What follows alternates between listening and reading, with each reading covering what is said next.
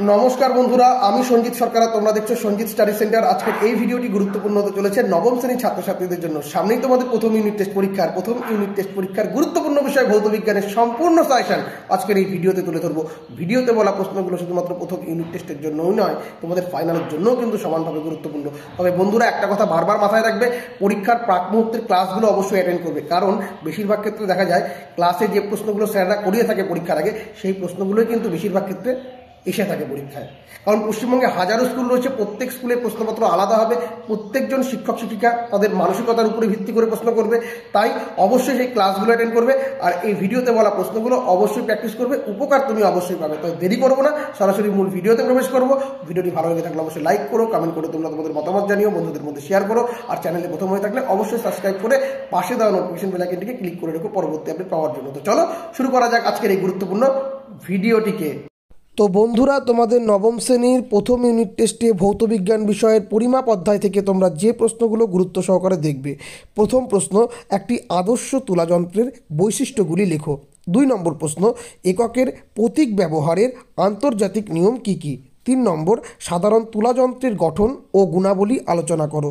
4 নম্বর, Newton ও ডাইনের মধ্যে সম্পর্ক নির্ণয় করো। 5 নম্বর, সাধারণ তুলাযন্ত্রে 8.44 গ্রাম ভর মাপার জন্য কি কি বাটখারা ব্যবহার করবে।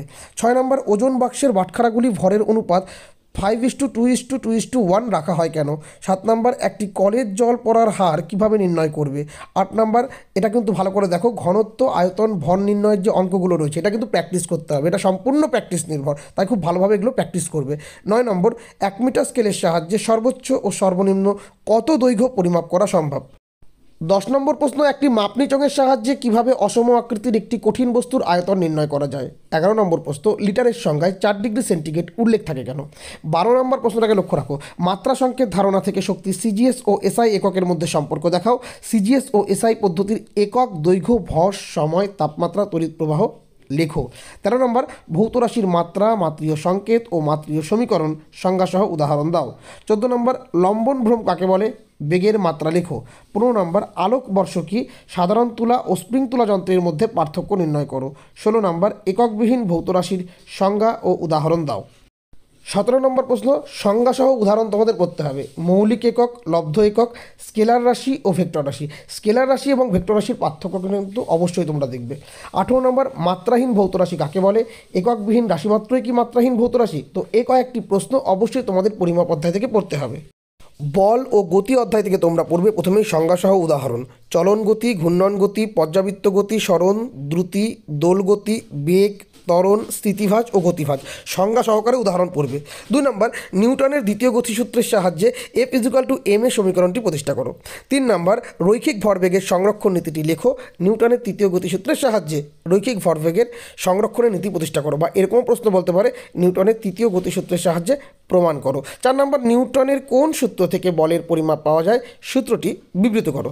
5 নম্বর, নিউটনের তৃতীয় গতিসূত্র থেকে কোনো বস্তুতে গতির সঞ্চার হয় কিভাবে। 6 নম্বর, নিউটন ও ডাইনের মধ্যে সম্পর্ক নির্ণয় করো।